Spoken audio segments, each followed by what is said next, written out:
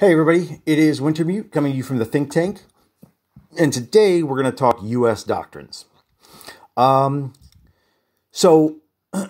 me, U.S. was a little harder, not terribly difficult, but a little harder to come up with compared to some of the other nations. So you're going to see a lot of repeats. So we'll just kind of mention the repeats real quick. Amphibious armor. Bazooka is basically their Panzerfaust, or their infantry support weapons. Combined arms, exploitation movement, gliders, and then tactical initiative. And then I mentioned prototype research with the other guy, with Britain. And then some of the ones that I came up with them specifically is a seat for every soldier. During your turn, you have 3 extra movement points, which may be assigned to any infantry class unit during the combat movement or non-combat movement phase. No more than 1 point may be assigned to a single unit. I won't go into, I mean, that one's just, you know the history, so you probably know we had trucks for every soldier. I mean, our factories were insane. Cruiser escorts. Your cruisers, light and heavy, gain 1 anti-air attack, hitting on a 3 or less during the first round of naval combat. Depth charge. Your destroyer units gain an additional attack, which hits on a 1 to 2 and can only place hits on submarine class units. And then offshore support. Destroyers may pair with infantry class units during an amphibious assault to grant a +1 attack. I meant to put that first round only, now that I read it again. So that'll limit that one a little bit. And then on-call strikes. A single artillery or advanced artillery may now support up to 2 infantry class units.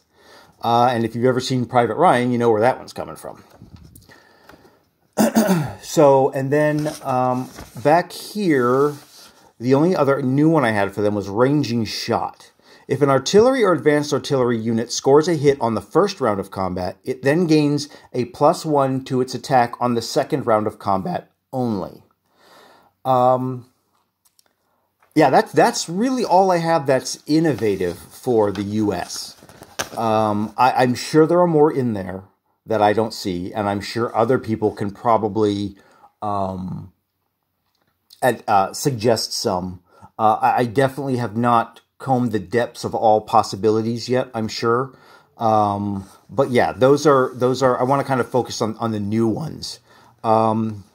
So obviously a seat for every soldier gets you moving faster. On-call strikes makes your artillery more useful, as well as ranging shot.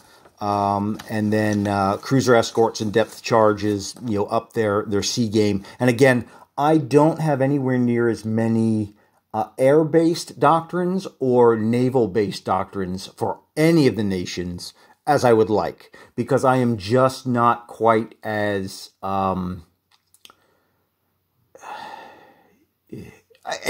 knowledgeable about the naval aspect of World War II as I would like to be.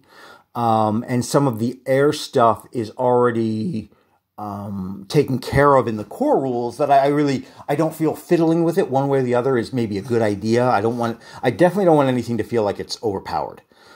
So with that in mind, I definitely there are definitely some ideas that have come to mind that I said, I don't know about that one. I'll either come back to it later and tone it down and then maybe add it to one of these lists, or just discard it completely.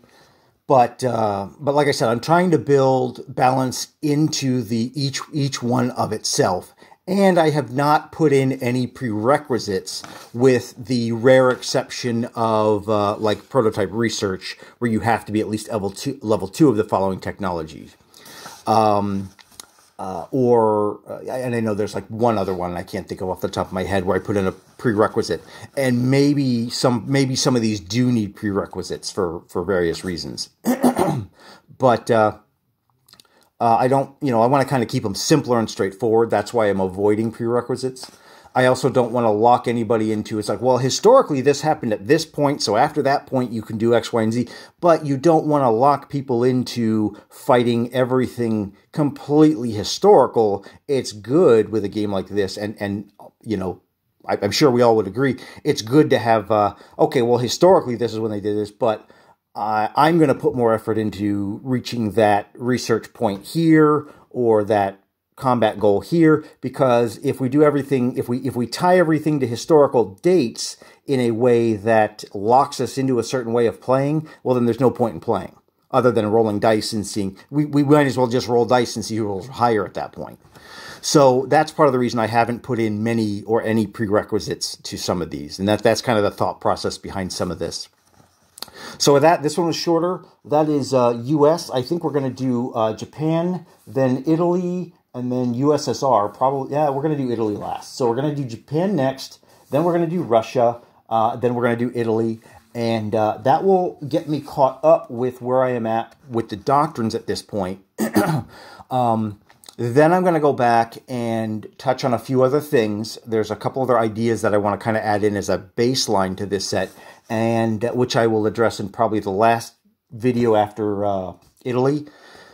And then I'm going to start revisiting some things that I have already updated because of just kind of making things work better, clarification, and some things that I've decided I wanted to, like the German list, I've already added like 3 or 4 and updated some of the numbers on some of them.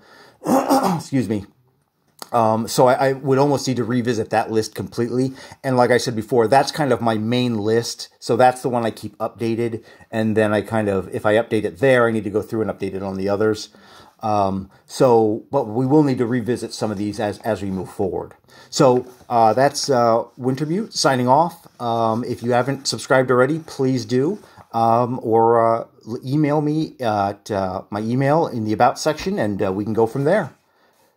Wintermute signing off.